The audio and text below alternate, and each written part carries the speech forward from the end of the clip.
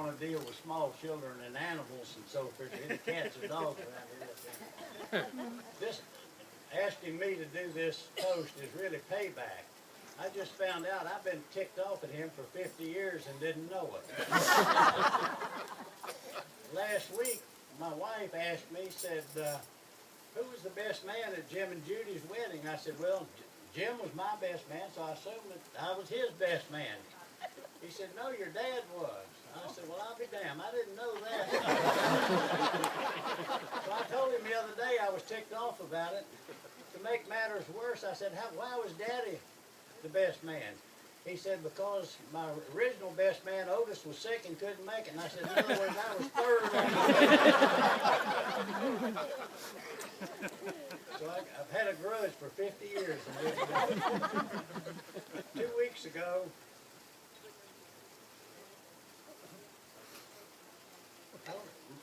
ex-Marines don't supposed to do this, but 2 weeks ago, he and I went over to West Virginia where we grew up as young boys. And we walked around the small town that we grew up in.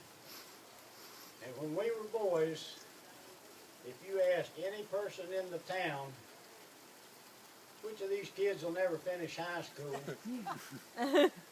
we probably would have been the two of them. Which of these boys would wind up in the reformatory or whatever? I know it would have been me, and I probably would have drug him there too. But who would have suggested that both of these young boys would finish college and serve in the military and be married for 50 years? Nobody in that little town would have even suspected at all that anything like that would have ever come from the two of us.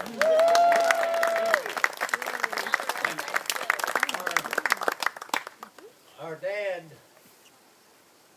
was one of the so-called town drunks. He was not an alcoholic because he didn't go to meetings, but that was And our mother worked several jobs, cleaning houses and doing things to help us make it through our lives.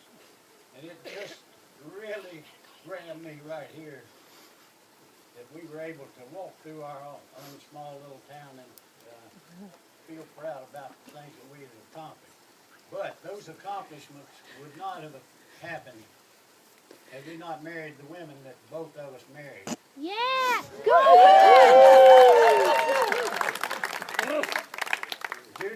Judy's father abandoned them when she was young. Her mother raised her and her two brothers. And my wife came from a dysfunctional family.